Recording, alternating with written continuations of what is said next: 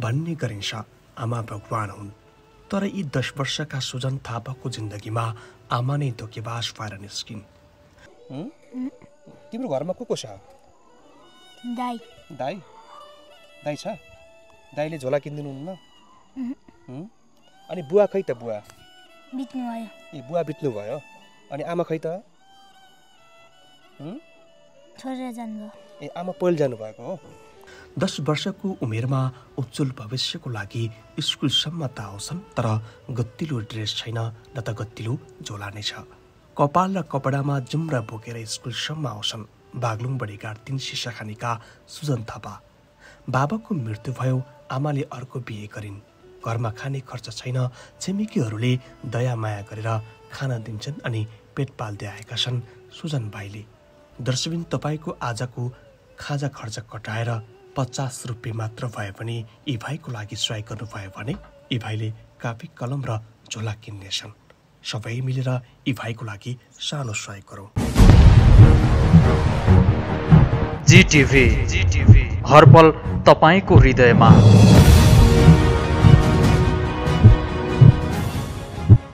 दर्शकबिन, आज म बागलुङ जिल्लाको बडीघाट गाउँपालिका वार्ड नम्बर 3 को यो सिसाखानीमा आएको छु। दर्शकबिन, आज एकजना 10 वर्षका सानो भाइ जसको बुबाको मृत्युपछि आमाले छोडेर जानुभयो र सँगै यो बच्चा बिचल्ली अवस्थामा घरबाट स्कुल आउँदै गरेको अवस्थामा हामीले देख्यौँ र सँगै उहाँको अवस्था हेर्दा निकै नै नाजुक अवस्था लाग्यो र हाम्रो आँखाबाट आँसु झर्यो। किनभने हेर्नुहोस् त दर्शकबिन, अहिलेको 21औं शताब्दीमा आज विद्यार्थीको अवस्था यस्तो छ। भोलिका भविष्यका ठुला कणादारहरू आज यसरी चाहिँ च्यातिएको चप्पल, च्यातिएको झोला र च्यातिएको ड्रेस लगाएर स्कुलसम्म आउनुपर्ने अवस्था सिर्जना भएको छ। दर्शकबिन, तपाईँ यो भिडियो हेरिरहनु भएको छ भने यो भिडियोलाई धेरैभन्दा धेरै सेयर गरेर सरकार समक्ष यो भिडियोलाई पुर्याइदिनुहोला, ताकि सरकारले यस्ता विपन्न परिवारका विद्यार्थीहरूलाई सकुशल र राम्रो विद्यालयको व्यवस्थापन गर्न सकोस्। म यो भाइसँग कुराकानी गर्छु। भाइ, तिम्रो नाम के हो? सुजन थापा। सुजन थापा हो। कति वर्षको भयो तिमी? 10 वर्षको भयो। अनि कतिमा पढ्छौ? 4मा पढ्छौ। अनि तिमीसँग यो ड्रेसहरू अनि चाहिँ यो स्कुलको चाहिँ यो प्यान्ट तिमीसँग थिएन? छ। अनि झोला चाहिँ च्यातिएको रहेछ है। कहिले किनेको बाबु यो झोला? त पहिला नि। कति भयो यो झोला किनेको? 2 वर्ष भयो। अनि तिम्रो यो झोला किनिदिने मान्छे कोही पनि छैन? तिम्रो घरमा को छ?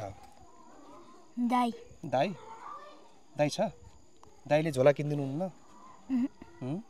अनि बुवा खै त? बुवा बित्नु भयो। ए बुवा बित्नु भयो। अनि आमा खै त? छोडेर जानुभयो। ए आमा पहिले जानुभएको हो। हजुर। आमा कहाँ जानुभयो भन्ने तिमीलाई थाहा छ कि छैन? छैन है। अनि आमाले छोडेर गएको कति भयो? बुवा बितेपछि आमाले छोड्नुभयो कि आमाले पहिले छोड्नु भएको थियो? ए पहिले छोड्नु भएको थियो। हजुर। कहाँ जानुभयो त्यो आमा, तिमीलाई थाहा छ? छैन है। दर्शकबिन, तपाईँ देख्न सक्नुहुन्छ, हेर्नुहोस् त, यो च्यातिएको झोला छ। यो च्यातिएको झोला बोकेर चाहिँ स्कुल आउँदैछन् बाबु र बाबुको। तिम्रो नाम के हो? सुजन थापा। सुजन थापा है। दर्शकबिन, तपाईँ देख्न सक्नुहुन्छ, यो झोला चाहिँ च्यातिएको अवस्था छ। यो झोला किनेको अहिले 2 वर्ष भएछ। दर्शकबिन, बाबाको मृत्यु भयो। आमाले बाबाको मृत्यु हुनुभन्दा पहिले नै आमाले छोडेर जानुभएको थियो। आमाले अर्कैसँग बिहे गरेपछि आज यी बच्चाहरू बिचल्ली परिराखेका छन्।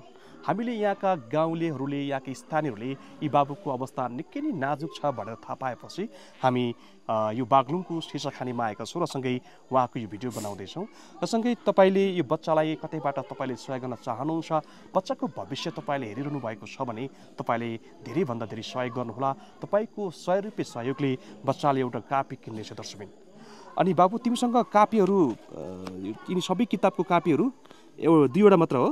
हजुर। अर्को झोला किन्ने मन छ कि छैन? छ है। अनि यो प्यान्ट तिमीसँग स्कुलको ड्रेसको प्यान्ट थियो कि थिएन तिमीसँग? थियो। अनि तिमी त हेर त नुहाउनौ तिमीले? नुहाउँछौ। अनि हेर त पुरै कपालमा पुरै लेखा रहेछ त। जुम्रा परेछ? जुम्रा कति परेछ? कपालमा परेको छ कि कपडामा पनि परेको छ कपडामा पर्छैन के भनेको कपडामा पर्छैन कपडा परेको छैन कपालमा मात्र परेको हो अनि तिमीलाई चाहिँ मम्मीको कतिको याद आउँछ कान्छो आउँछ बाबाको कतिको याद आउँछ आउँछ बाबा भइदिएको भए आज यति दुःख हुन्थ्यो भन्ने दुःख हुने थिएन होला होइन बाबाले के काम गर्नुहुन्थ्यो पहिला घाँसदारू काट्नुहुन्थ्यो दाइले के काम गर्नुहुन्छ त पानी लिने गर्नुहुन्छ दाइले पैसा कमाउनुहुन्छ घरमा खाने खर्च छ कि छैन छैन है अनि कसले ल्याउँछ त खाने खर्च दाइले हो अनि चाहिँ तिम्रो घरमा चाहिँ दाइले कमाउन गएन भने भोकै बस्नुपर्छ भोकै बस्नुपर्छ है राम्रो ड्रेस लाउन मन छ कि छैन तिमीलाई छ है तिमीलाई कसैले ड्रेस दिन्छ तिमीलाई कपडा कसले दिन्छ तिमीलाई गाउँलेहरूले दिन्छन् यो ड्रेस कसले दिएको तिमीलाई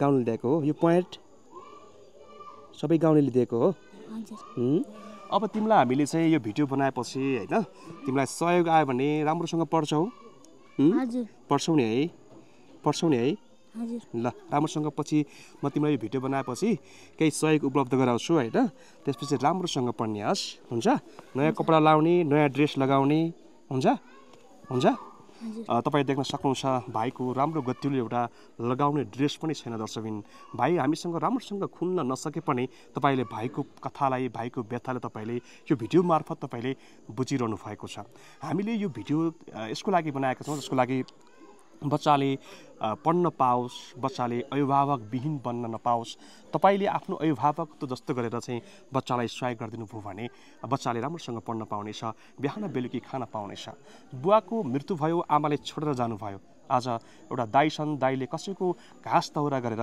भाइलाई पढाइराखेका छन् दर्शकबिन यी भाइले भोलि राम्रोसँग पढ्न पाएनन् भने यसको भाइको हालत कस्तो होला दर्शकबिन त्यसैले यी भाइलाई सबैले सहयोग गर्ने प्रयास गर्नुहोला सर नमस्कार हजुर सरको नाम चाहिँ मेरो नाम बसन्त कुमार देवकोटा हो मेरो घर हुम्ला जिल्ला ताजाकोट गाउँपालिका वडा नम्बर 4 मा पर्दछ म यस विद्यालयमा 2079 सालबाट स्थायी भएर यस विद्यालयको निरन्तर रूपमा प्रभावको रूपमा काम गर्दै आइरहेको छु सर यो तपाईको विद्यालयमा पढ्ने जुन यो सानो भाइ जसको चाहिँ आर्थिक अवस्था निकै नाजुक भएको देख्यो उसको ड्रेस शरीरमा राम्रो ड्रेस छैन हैन अनि झोला पनि राम्रो रहन्छ अनि जुत्ता चप्पल पनि रहन्छ खासमा यो बच्चाको पारिवारिक अवस्थाको बारेमा थोरै हामीलाई बताइदिनुस् न यो वस्तुस्थितिमा म आइसकेपछि पहिले कस्तो अवस्था थियो म यहाँ आइसकेपछि एकदम निम्न वर्गीय दलित र जनजाति समुदाय बस्ती रहेको क्षेत्र रहेछ हजुर जसमा मैले आकलन गर्दाखेरि अल्पसंख्यक बालबालिकाहरू आमा बुवा एक भएका एक नभएका तर बाबु दुईटै आमा बुवा नभएको बच्चा पर्यो जसको मम्मीले पहिले नै छोडेर गएको सानै उमेरमा छोडेको र बाबा बितेर अहिले उसको परिवारमा एउटा 15-16 वर्षको एउटा दाइ छ उसले स्याहार गर्न नसकेर बच्चालाई धेरै कठिन भएको मैले विद्यालयको तर्फबाट हामीले विद्यालयले सल्लाह गरेर विभाग शिक्षक सबैले सल्लाह गरेर अघिल्लो वर्षको तुलनामा 7वटा विद्यार्थीलाई हामीले विद्यालयबाट ड्रेस पनि उपलब्ध गरायौं अनि बेला बेलामा बच्चालाई जेहानदारको रूपमा अब गरेर हामीले कापीहरू दिइराखेका छौं अनि साबुनहरू दिएका छौं अस्ति भर्खरैको कुरा बच्चाको कपाल ठुलो थियो जमरा देखेर हामीले विद्यालयमै आफै स्वयं खटिएर कपाल पनि काटियो गर्दा गर्दै पनि विद्यालयले गर्दा गर्दै पनि बच्चाको स्याहार गर्ने नभएर ड्रेस दिएको पनि घरमा मैलिएर घरमा फ्याकेर अरु कपडा लगाएर बच्चा यहाँ आज यहाँ विद्यालयमा आएको छ यस्तो गर्दाखेरि बच्चाले स्याहार नपाएर बच्चाको अवस्था एकदम नाजुक छ न झोला छ न कुन चीजहरु विद्यालयले कतिसम्म सहयोग गर्दै गर्दा पनि केही व्यवस्थापन गर्ने नभएर पनि बच्चाको एकदम अवस्था नाजुक देखिन्छ अनि जस्तै बच्चा चाहिँ पढ्नमा कतिको जागर गर्छन् कतिको ध्यान बच्चाहरू ठिकै छन् उनको पारिवारिक कन्डिसन हेर्ने हो भने बच्चाले अवसर पायो भने राम्रै पढ्छ भन्ने लाग्छ अवसर नभएर घरमा गएर अब कसरी पढ्ने के गर्ने उलाई थाहै छैन घरमा संरक्षणको भूमिका गर्ने कोही अभिभावक छैनन् बच्चाले अरूले दिएको खाएपछि बल्ल नास्ता पाउँदा रहेछन् खाना पनि अर्काको घर परिवार सम्झेपछि पाउँदा रहेछन् धेरै दिन भोकै भएर पनि विद्यालयमा उपस्थित भएको पनि देखेका छौं विद्यालय समयमा आउँछन् कि कहिलेकाहीँ धेरै समय विद्यालय कहिले लगभग विद्यालयमा बच्चा आइराखेको हुन्छन् कुनै दिनमा अवकेशमा उनको अवस्था फरक पर्यो भने कहिलेकाहीँ अब्सेन्ट पनि हुन्छ नि बच्चाहरू भनेपछि विद्यालय आउँदाखेरि चाहिँ समयमा चाहिँ आइराख्छ हजुर समयमै आज हुन्छ हस् हुन्छ सर जानकारीको लागि तपाईँलाई धन्यवाद धन्यवाद हजुर। हस्